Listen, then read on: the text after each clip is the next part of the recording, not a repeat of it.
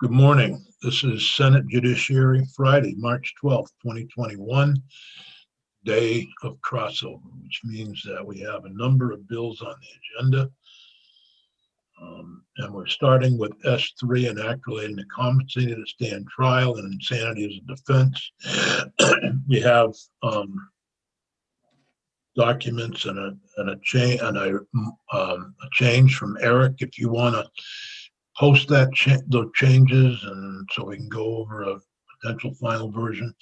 I did get a letter from Disability Rights Vermont with concern about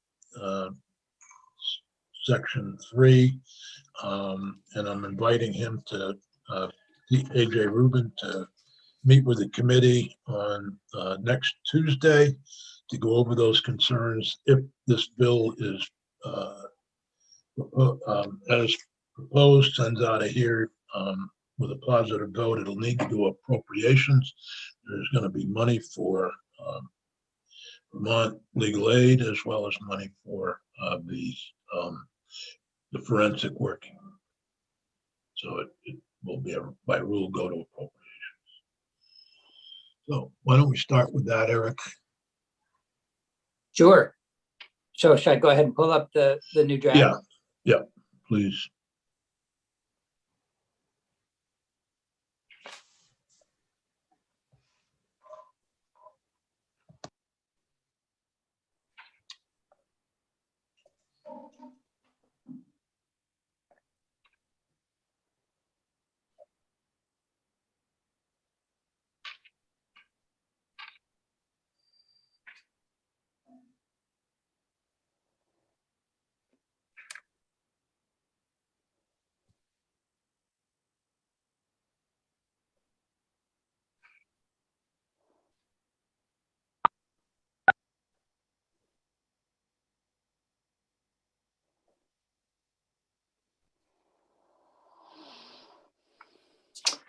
All righty. Good morning, everybody. It's Eric Fitzpatrick with the Office of Legislative Counsel, here looking at the Senate Judiciary Committee's strike-all amendment, proposed strike-all amendment to S3, which is an act relating to competency to stand trial and insanity as a defense. Senator Sears, did you want to do a quick review of the bill in its entirety, or maybe just focus on the changes, I think, unless committee members have questions. Sounds good. So no changes to Section 1. If you recall, that's the section that just basically makes clear that evaluations can be about the defendant's competency or sanity, or both, and that the opinions are presented in a certain order. And that's, remember, people talked about that yesterday as well, that the only time that if they're both sanity and competency are going to be evaluated, then sanity evaluation only takes place if the person is competent to stand trial. Right. Section 2, you may recall, there's a change here, and this is the piece that provides that this has to do with the proceedings when a person is found incompetent to stand trial or not guilty by reason of insanity. And the next stage in the proceedings is for the court to determine whether the person is dangerous to self or others, so that the operative question there being whether the person should be committed to the custody of the Department of Mental Health. Now, at that stage of the proceedings, remember what's going on here, this is lines 12 through 14, is that the person is entitled to have counsel appointed by Vermont Legal Aid. Remember, in the past, it has tended to be the person's defense counsel has continued to represent the person, but at that point, it's no longer a criminal proceeding. It's a commitment proceeding, and I think as the witnesses have testified, it makes sense to have Vermont Legal Aid pick up the representation at that point. So the second sentence is where the change is. It's just clarifying that the Department of Mental Health is also entitled to appear and call witnesses at the proceeding. But remember, that's the issue. There had been some language there about the Attorney General. Exactly. This is where the 250,000 comes in. Is that correct? That's exactly correct. And that figure came from joint fiscal or Jack? Joint fiscal. There was a fiscal note they had done on that question a couple of years back. Okay. And I spoke to Nolan about that in joint fiscal and let him know that that issue would come up in the probes next week, and he said he would work on updating the figure. But as of, I think it was Okay. 2017, it was 250K. Okay, so there will be an appropriation. Can I just ask quickly, if DMH had been represented by the Attorney General's office and now are not going to be, is there any impact for them financially? Or would they just eat No, that in their I budget? don't think B is all new language. So Okay, so we were altering a previous. we were altering new language. Okay, great. But Eric, am I correct in that? Yes, I think that's right. I have a question also. So if can the person still have their own private counsel if they have money and they want to do that versus having legal aid represent the person? Yes, that's exactly the question that's why this language was changed on the floor last year on line 12. Right. Okay, so In that's, response to that exact concern, Senator Nick, the words shall be entitled were added so that the person could have legal aid appointed, but that language wasn't there before, and it was a requirement. And there was that exact concern that they wanted, just in case the person wanted to still have their private counsel appoint him or her, that language is added to make sure they could. okay, very good, thanks. Okay, thank you. Probably the more controversial section is section 3. Yeah, so this was the provision that you will recall that the Department of Mental Health and the Attorney General's office and the state's attorneys worked offline to come up with some language that they could agree upon. And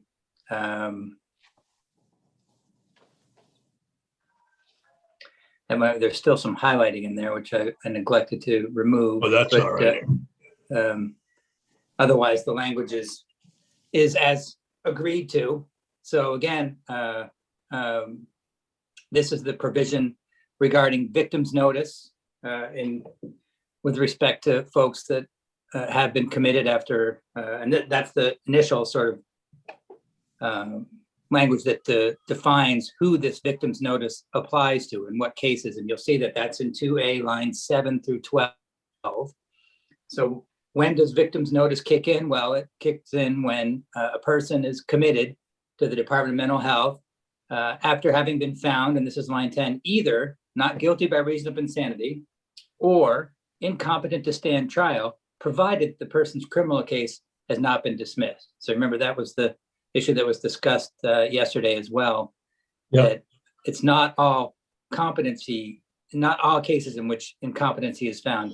It's those cases in which incompetency is found and the person's criminal case is still open. So, Just out of, and I should have asked this when Erica Mathis was here, when she brought up Elizabeth Teague. Why is that one different, where the state's attorney's already able to be involved? Actually was at a hearing on whether or not she should be released into the community, into a alternative program, or go back to New Jersey, or I don't remember all the details. Why is that case? Is that because it was beyond because it's older than 5 years, or what's the reason? Do you know? Does anybody know? I don't know the answer to that one. Sorry, Senator Sears. Maybe Pepper can research it for us and find out. Because it seems like much of what's happening here is. Senator, Yeah. sorry. No, go Well, ahead. no, I mean, I don't know the answer. James Pepper from the Department of State Attorneys, but I would imagine that it's because the notice provision that existed in law was modified by a Supreme Court case a few years ago. And so, if she was getting notice for 20 years and then all of a sudden, maybe right now she's not getting notice any longer, but because of that. She actually was recently, I believe. David Chair with the Attorney General's office here. It may be that that case is proceeding under C1, which we're not modifying in this Right. And what's proposal. C1? And C1 does have a slightly different construct where a hearing can be required by the court prior to a discharge being allowed. And my guess is, I'm not familiar with that case, but my guess is that's what's going on based on her description of it. Thank you.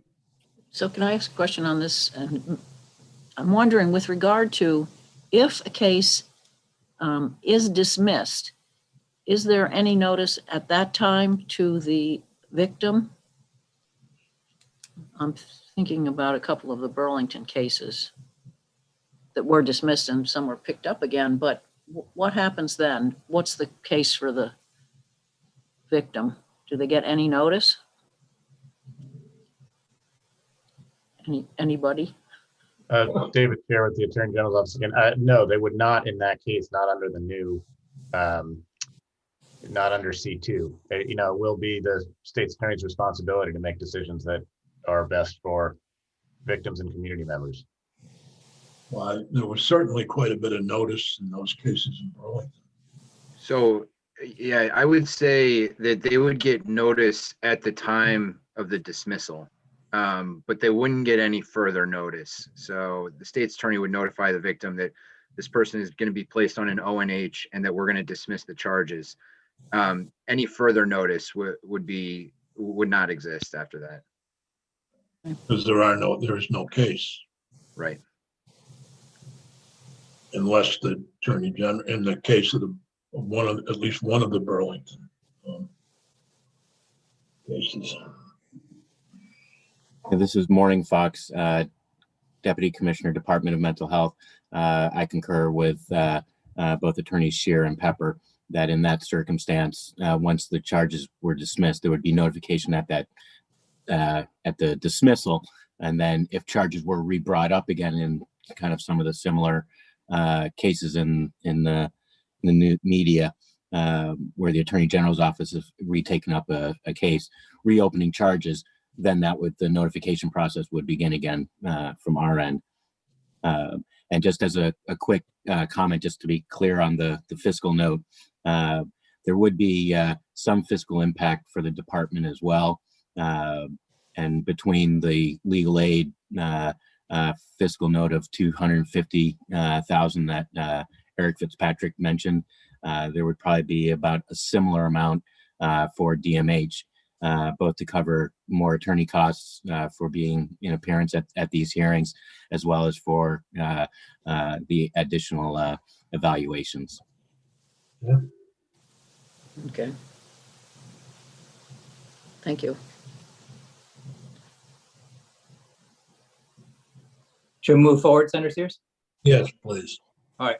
So we were just talking about the universe of folks who would, cases that would trigger the victim notification. And that's what we just went through when there's been this not guilty by reason of insanity or incompetent to stand trial and the case not being dismissed. So then the next question is, all right, when victim notification is triggered, when does it happen? And that's what is dealt with in subdivision B here. So when the person has been committed under this section, so in other words, it's a person coming in through the criminal justice system after having had one of these findings that we just described, the Commissioner of Mental Health is required, I'm on line 14 now, to provide notice to the state's attorney where the prosecution originated, or the AG's office, if that was the office that prosecuted the case. Under, you'll see 3 different triggers that provide notice when notice is required. The first one is line 17, subdivision 1, at least 10 days prior to discharging the person from either the care and custody of the Commissioner or commitment in a hospital or a secure residential recovery facility. My understanding is that that's a reference to Middlesex, to the community on an order of non-hospitalization. So you got under this subdivision 1, there's two different actions that could happen within the department that would trigger this notification to the state's attorney or the Attorney General. They either discharging them from the care and custody of the Commissioner completely, that's line 18, or they're not being discharged completely, this is lines 19 through 21, but they are being moved from the commitment in either in a hospital or secure residential recovery facility on an ONH to the community. So either one of those actions would trigger the notification requirement to the SA or the AG.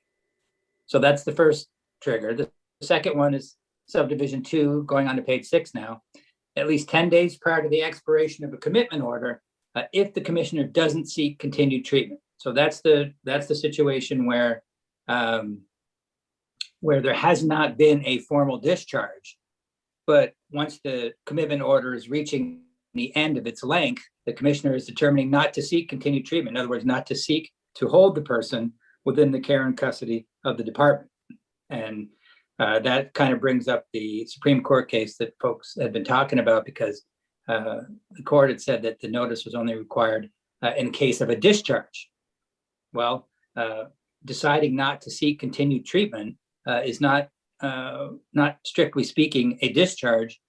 So this language is intended to make sure that notice is provided even in those situations where there hasn't been a formal discharge, but the department's deciding not to seek continued treatment of the person. So that's the second situation in which the notice has to be provided. And the last one is anytime that the person absconds from the custody of the commissioner. So, and in that situation as well, the commissioner has to notify the SA or the AG's office. So those are the three circumstances under which notice is required. And then if notice is required, this is line 6 through 9, if the SA or the AG does get that notice, then they have to provide the notice to the victim. So they take the notice that they got from the department and they inform the victim as well. So that's the way that process would work.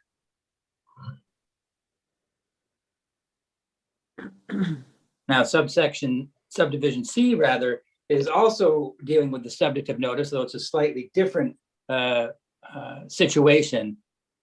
This is referring to notice that the commissioner has to provide when it's not has to do with, the sort of timing of treatment. It's not having to do with, the other ones are all triggered by, for example, 10 days before a person is discharged or 10 days before a person is, they've decided not to continue treatment on a person. This is a different situation, different circumstances. This is the situation where a person has been already subject to an order of non-hospitalization. That's lines 13 and 14. So they're subject to an ONH, but, and this sort of skipped down to lines 18 through 20, but the person either doesn't comply with the order or the alternative treatment hasn't been adequate to meet the person's treatment needs. So if either one of those sort of triggering circumstances happen, then the commissioner provides notice to the state's attorney or the AG.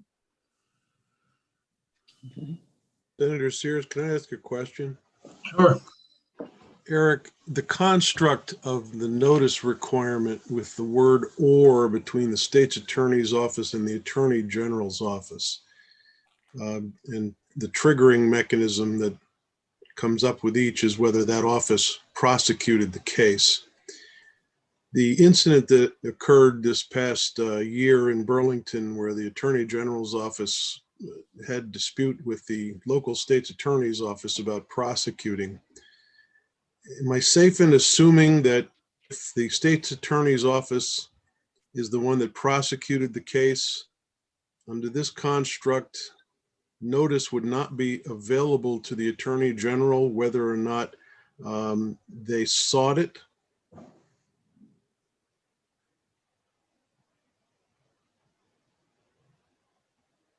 It's an interesting question. I guess I would read that as the state's attorney gets it if they prosecute it, or the AG gets it if the AG prosecutes it. Yeah, that's the way I'm reading it too, but I just want to, I'm thinking back to this past, I don't even remember when it was now, but Right.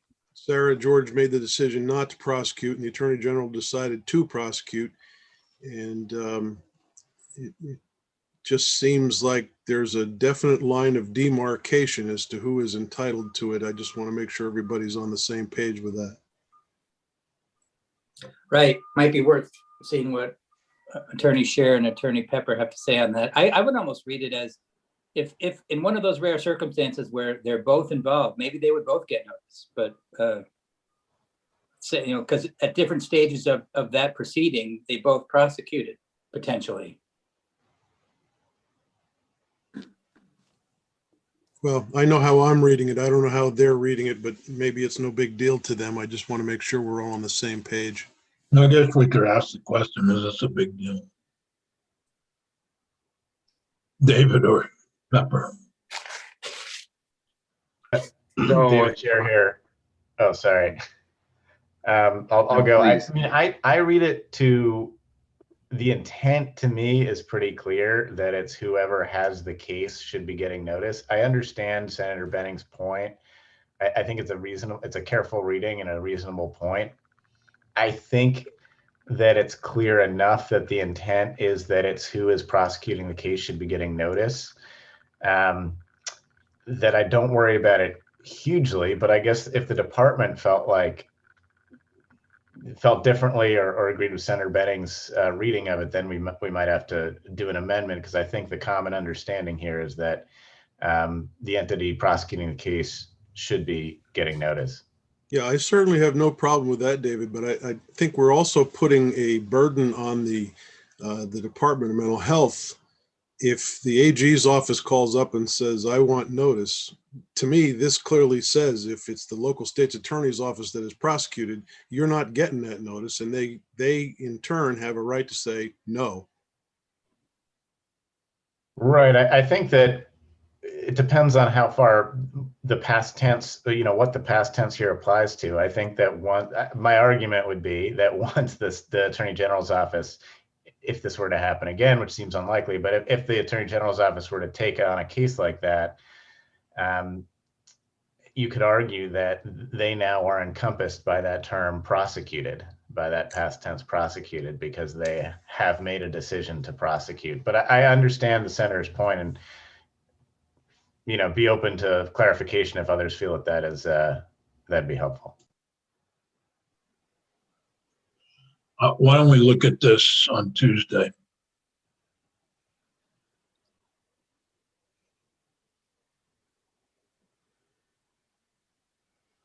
We can always do an amendment before third reading, if it gets that far. Okay, Eric, is that completed, or we haven't gotten to section 4 yet, have we? Nope, section 4 is right there. No changes to that. That's also. Yeah, no, we've lost Zoom. We've lost you. If you could, okay. Your video's gone. All right, let me pull that back up. Is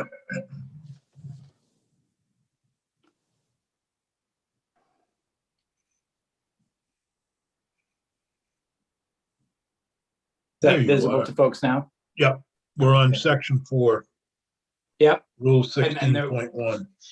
Right.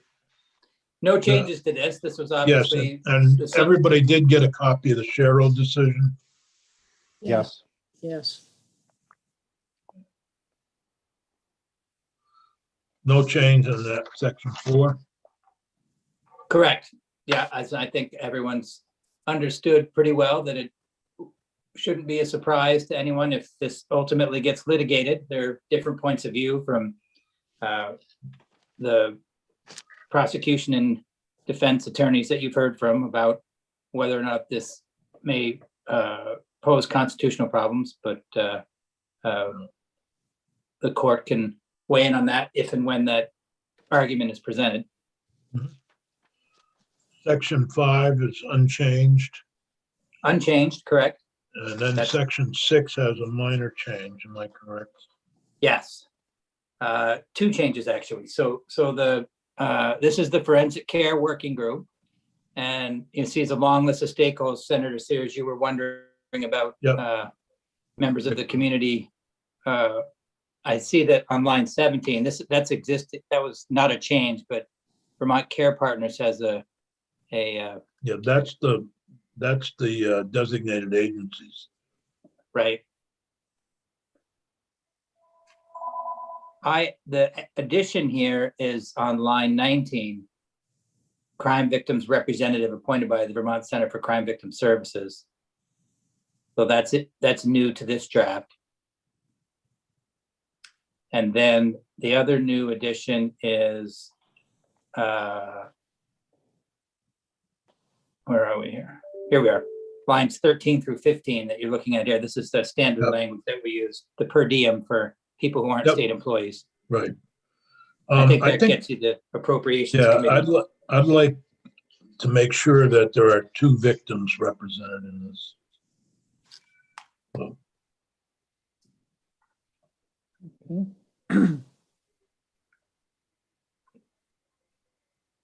So Dick, can I ask, is that,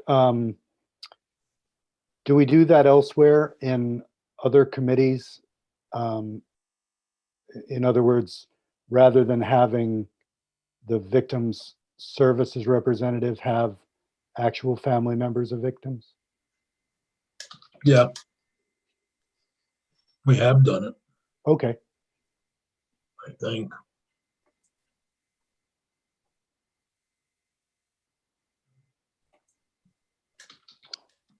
So what were you thinking? Did you want to just change that to 2 or 2 Yeah, we crime could, victim? 2, yeah. Okay. Sounds good. the only reason I ask is because it seems as though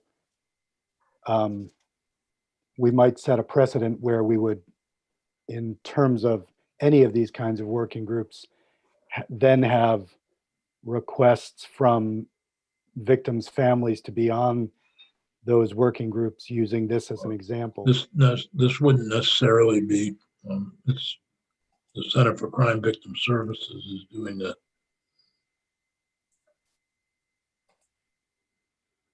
Is doing the what? Is doing the appointment. Or plurally. I see. So you're saying it wouldn't necessarily be a family member. It could. No, it could be anybody appointed, but I'm just looking at the list of people who are on here. You look at the list and where are the representatives of victims. You've got healthcare systems, you've got the DAs, you've got the healthcare reform, Department of Buildings and General Services, Vermont Legal Aid's Mental Health Project, Mental Health Care Ombudsperson. I think it should be Ombudsperson, isn't it? Or is it still Ombudsman? By the way. Yeah, I don't know. That's a good question. I'll check with Katie. Anyway, yeah, check with Katie, but I'm looking at the list here, Senator Baruth, and it just seems like it's pretty stacked. Yeah, I'm not speaking to It wouldn't represent. necessarily be a victim member, a victim's family. It could be, but appointed by. Yeah. I understood you to be saying you wanted to have 2 victims. Well, no, people representing the Vermont Center for Crime Victim Services. Okay. I just pulled up the statute, Senator Sears. It is still ombudsman. Okay. All right. It's a good point, though. It should be ombudsperson. Well, I don't think I'll change it in this bill.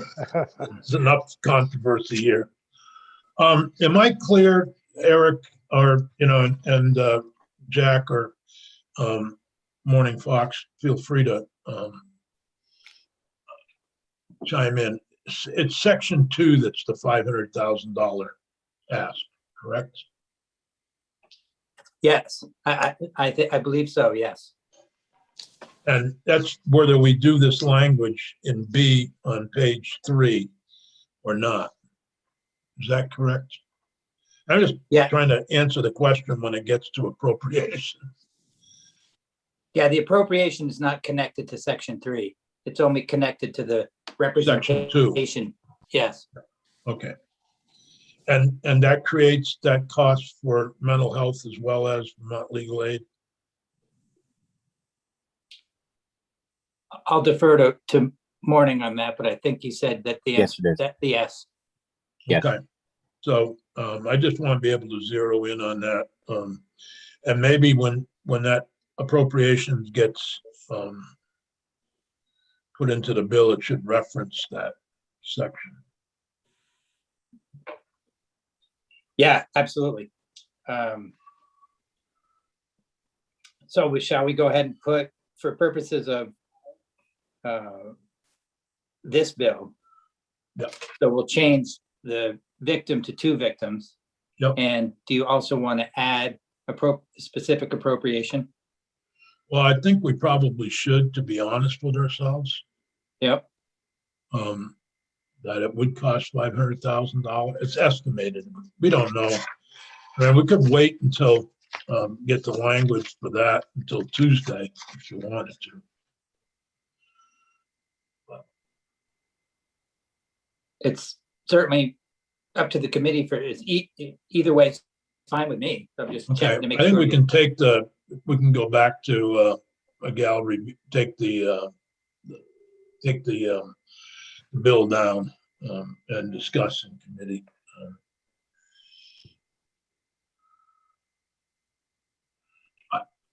I think there's enough there to send it to appropriations, whether we put that in or not, but perhaps, I just want to make clear that we should put the 500,000 into the bill as an appropriation. Okay. 250,000 to Vermont Legal Aid and 250,000 to the Department of Mental Health. We can obviously narrow that down or raise it up or whatever in appropriations. Normally appropriations will take the appropriations out and put it into the big bill anyway.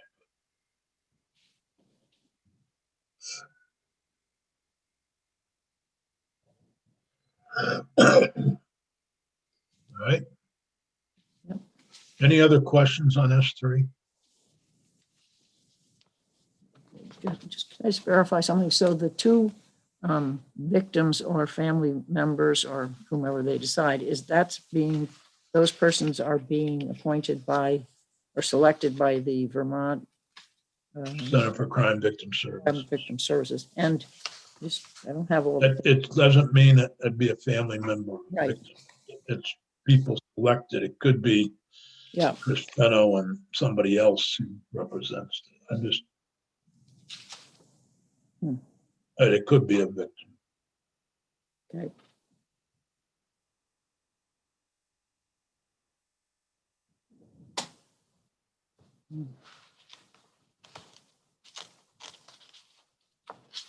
Anything else? What draft number was this, Eric? Oop, you're muted, Eric. Eric, you're muted. Eric is muted. There he Thanks. is. This was the first committee strike all amendment, so it was 1.1. Oh, it's still 1.1? Yeah, because remember, they weren't committee amendments before. Oh, right. Okay. So is there a motion to amend S3 as seen in draft 1.1 that we just went over? I make a motion that we amend 1.1 as amended. Thank you. Senator Nitka has moved that we amend S3 as seen in draft 1.1 with 2 changes that are not in the current draft, but will be shortly. One being adding 2 members appointed by the Center for Crime Victim Services, the other the $500,000 appropriation. Is there any further discussion from anybody in the audience or anybody else who's on the committee?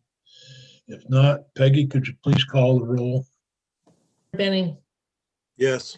Senator Nitka, Yes. Senator White is not here. Senator Baruth, Yes. Senator Sears. Yes. I'll report the bill. Right. Unless Senator White wants to, and we'll see when she gets. I don't know if she can. not able to vote today. Let's see. All right, thank you. That leads us to S97.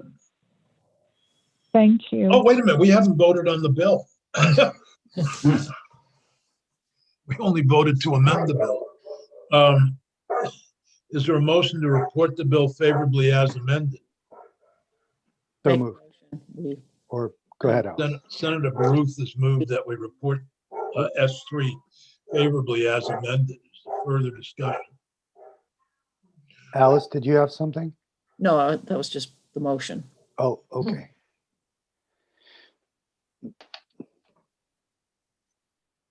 You ready for the vote? Ready for the vote? Yes. Senator Benning, Yes. Senator Nika, Yes, Senator Baruth, Yes. Senator Sears, Yes. And Marley was a yes. Let the record Marley show. is a strong yes, and I've got to go. If you could, we can start with S97. It shouldn't take long. So the vote is 401 or Yep. 401. Okay. And Eric, it's version 1.1, but you'll get me the edited version, right? The clean version from drafting? Yes, it will be 2.1. 2.1. Okay. So get that to me and then I'll get it to Senator Sears to send him to Secretary Bloomer. Sounds great. Philip, just to note, Representative Morrissey has been on the line with us and was trying to say thank you and goodbye. Representative Morrissey, would you like to say something? I just can't thank this committee for the work you've done on this bill. I think it will make a definite difference in going forward for these difficult situations. I can't thank all of you, and please extend that to Senator Sears for me as well, and especially on behalf of the Carroll family. I know this is a step to certainly promote the best protection in our communities that we can under these circumstances. So thank you from the bottom of my heart. Mr. Chair, you missed Representative Morrissey's thanks to you. Oh, thank you, Mary. Appreciate it. I greatly appreciate it, Dick, and how well this committee has moved this discussion along this week. It's been a pleasure to sit in to listen to the good work you're doing. Thank you. Let's hope the House would agree.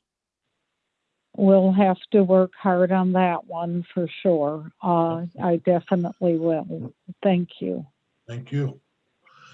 All right. Marley votes that we go to S97 next. Eric, you'll probably have to refresh your browser to get to S97 on the webpage when you share it. Okay, thanks, Peggy. Should I pull that one up next, Senator Sears?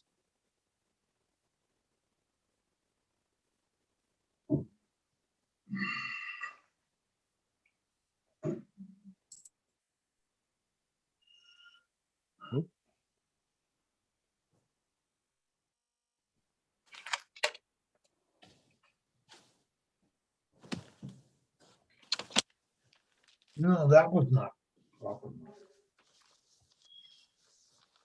Got it.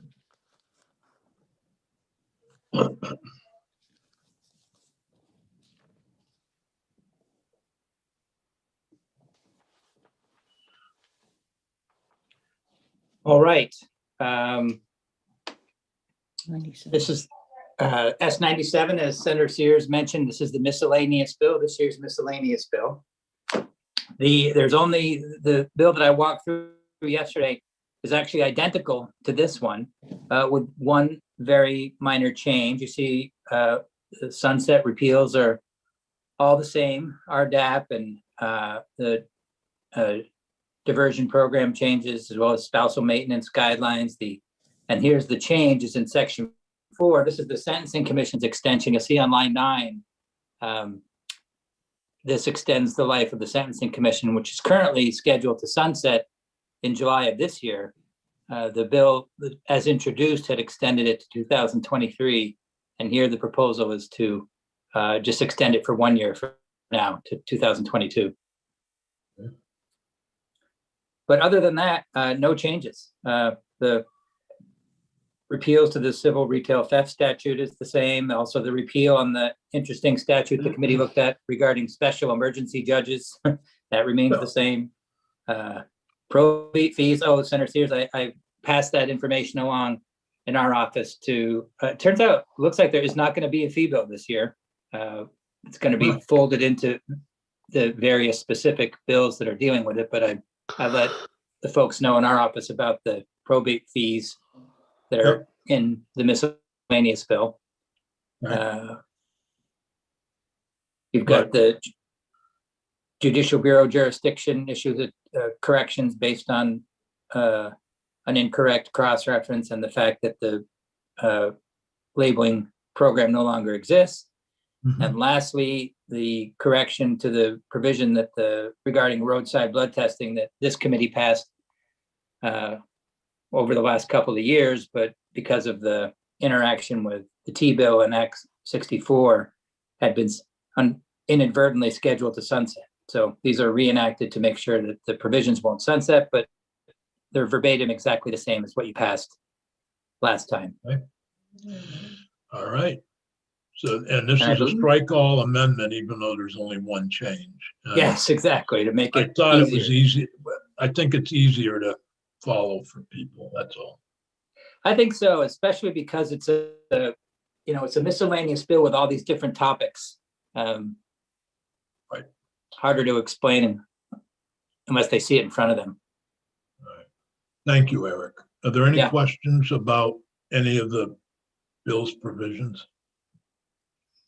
Senator Sears, I don't have any questions about the bill's provisions, but I was just sitting here thinking yesterday we were talking about a bill that's now in front of us that deals with the Capitol Complex Security Committee, and that is due to expire. I'm asking this in basic ignorance. I haven't any clue as to how that gets reinstated. And is this a proper bill to have that happen in? I thought it was the capital bill that was going to include that. If that language is in the capital bill, I haven't seen it yet. We haven't been proposed with the language. I'm looking at this particular bill as a vehicle just in case, or I suppose as I roll it through my head, we could probably deal with it in Senate institutions once the bill comes over. Actually, I'd be happy to have Senate institutions amend the bill on the floor. If you had an amendment to offer, that might be the best way. Then your committee is at least agreed to it. Right. And certainly would be germane since we have a number of sunsets in here that we're appealing. Yeah. Okay. I'll take a look.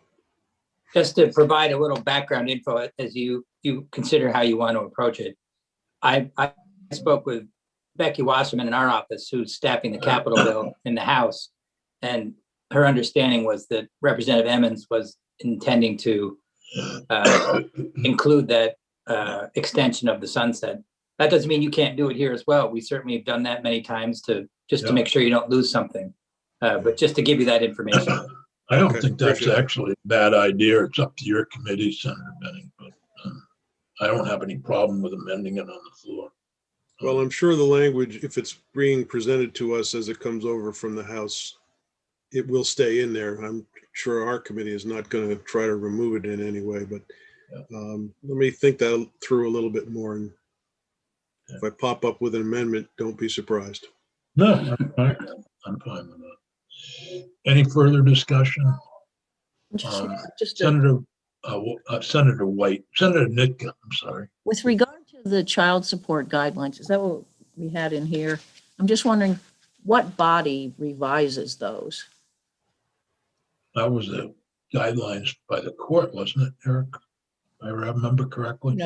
Them be up to date. Who does that? Yeah, I believe so. That's right.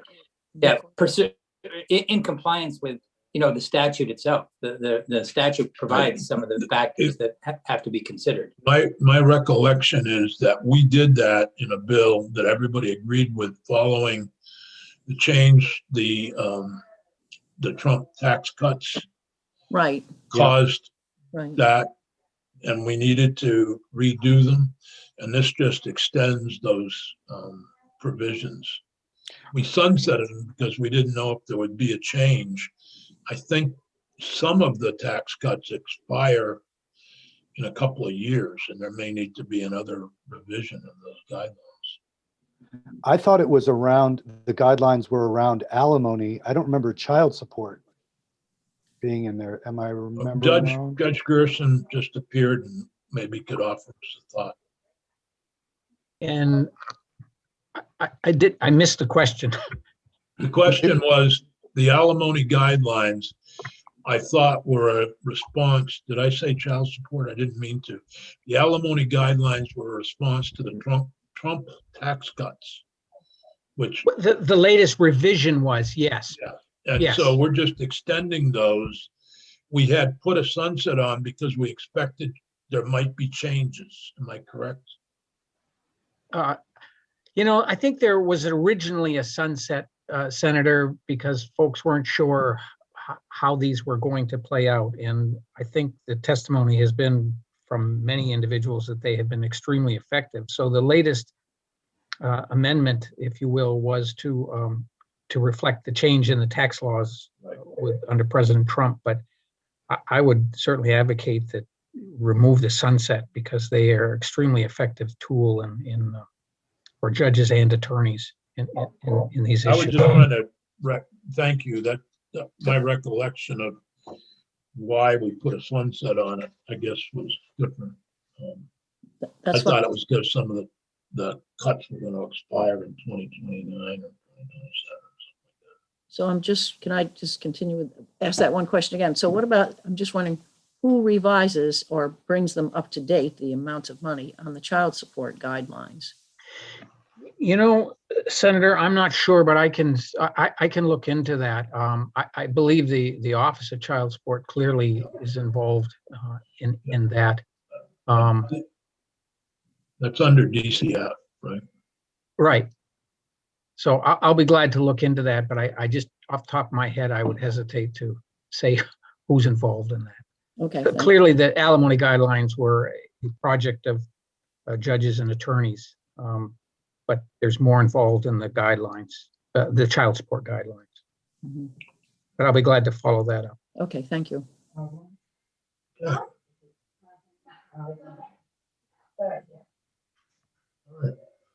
Any further questions or comments from anyone about S97?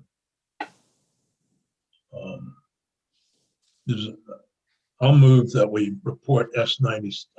We amend S97 as seen in draft 1.1. Any further discussion? Hearing none, Peggy, could you please call the roll? Senator Benning, Yes. Senator Nika, Yes, Senator Baruth, Yes, Senator Sears. Yes. So that's 401. Oh, now we have to, is there a motion to report S97 favorably as amended? I make a motion we report S97 favorably as amended.